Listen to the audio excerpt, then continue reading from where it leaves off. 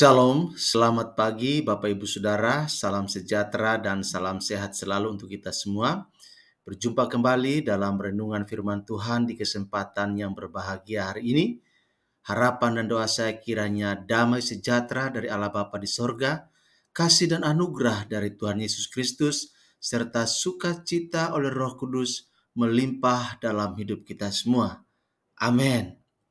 Bapak Ibu Saudara, sebelum kita membaca dan merenungkan firman Tuhan, mari kita berdoa terlebih dahulu, mohon pimpinan Tuhan. Kita berdoa. Bapa di sorga, di dalam nama Tuhan Yesus, Juru Selamat kami yang hidup, kami datang kepadamu ya Tuhan, mengucap syukur dan terima kasih buat kekuatan, kesehatan, berkat-berkat yang Tuhan limpahkan dalam hidup kami, kehidupan yang masih Tuhan percayakan. Terima kasih untuk keluarga, suami, istri, anak-anak yang Tuhan anugerahkan bagi kami semua. Terima kasih untuk pekerjaan, terima kasih untuk usaha, terima kasih untuk pelayanan yang Tuhan masih percayakan untuk kami lakukan sampai dengan saat ini. Terima kasih Tuhan, di kesempatan ini kami akan membaca dan merenungkan firman-Mu. Tuhan, kiranya Engkau menolong kami melalui kuasa Roh Kudus, menuntun kami ke dalam kelimpahan firman-Mu, sehingga kami boleh mengerti apa yang menjadi isi hati Tuhan buat kami, dan kami dimampukan untuk mengaplikasikan taat melakukan firman-Mu dalam hidup kami. Terima kasih Tuhan berfirman buat kami telah siap mendengarkannya dan siap juga melakukannya dalam hidup kami. Dalam nama Tuhan Yesus kami berdoa. Amin. Bapak Ibu Saudara yang dikasihi oleh Tuhan Yesus Kristus, pembacaan firman Tuhan untuk kita pada kesempatan ini terambil dari kitab Ayub pasal 1 ayat 21 sampai ayat yang ke-22. Demikian firman Tuhan. Dengan telanjang aku keluar dari kandungan ibuku, dengan telanjang juga aku akan kembali ke dalamnya. Tuhan yang memberi, Tuhan yang mengambil, terpujilah nama Tuhan. Dalam kesemuanya itu, Ayub tidak berbuat dosa dan tidak menuduh Allah berbuat yang kurang patut. Demikian firman Tuhan buat kita pada kesempatan ini. Kita yang diberkati, yang berbahagia, kata firman Tuhan adalah yang melakukan firman Tuhan dalam kehidupan kita setiap hari. Amin. Bapak Ibu Saudara yang dikasihi oleh Tuhan Yesus Kristus, kehidupan seringkali membawa kita ke dalam situasi yang sulit dan penuh tantangan. Dalam momen-momen seperti itu, mudah bagi kita untuk merasa putus asa atau bahkan mempertanyakan keadilan Tuhan. Namun Bapak Ibu Saudara, ketika kita merenungkan kisah Ayub, kita diingatkan akan pentingnya ketekunan dan iman yang teguh. Ayub adalah seorang yang sangat diberkati Tuhan. Dia memiliki kekayaan yang melimpah, keluarga yang besar, dan kesehatan yang baik. Namun dalam sekejap mata, Ayub kehilangan segalanya. Dia kehilangan anak-anaknya, harta bendanya, dan bahkan kesehatannya. Meskipun demikian, Ayub tetap teguh dalam imannya kepada Tuhan. Bapak Ibu Saudara yang dikasihi oleh Tuhan Yesus Kristus, Ayub pasal 1 ayat 21 sampai ayat yang ke-22 menunjukkan respon Ayub terhadap penderitaannya.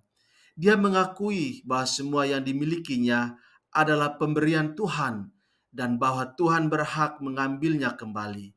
Dalam kesedihan dan penderitaannya, Ayub tetap memuji nama Tuhan dan tidak berdosa dengan menuduh Tuhan berbuat yang salah. Bapak Ibu Saudara yang dikasihi oleh Tuhan Yesus Kristus, apa yang bisa kita pelajari dari ketekunan Ayub? Yang pertama yang kita bisa belajar bahwa iman sejati tidak tergantung pada situasi atau kondisi kita. Sekali lagi Bapak Ibu Saudara, kita bisa belajar dari Ayub bahwa kita belajar di mana iman sejati tidak tergantung pada situasi atau kondisi kita. Iman yang sejati tetap teguh bahkan ketika segala sesuatu di sekitar kita runtuh semuanya. Itulah kehebatan, kekuatan dari iman sejati. Kemudian yang kedua, kita belajar untuk mempercayai hikmat dan kedaulatan Tuhan. Bapak Ibu Saudara, kita mungkin tidak selalu mengerti mengapa kita harus mengalami penderitaan. Tetapi kita bisa percaya bahwa Tuhan memiliki rencana yang baik bagi kita. Bahkan di tengah-tengah kesukaran, kesulitan, penderitaan yang kita alami, kita tahu bahwa Tuhan memiliki rencana yang baik di balik semua yang terjadi dan yang kita alami.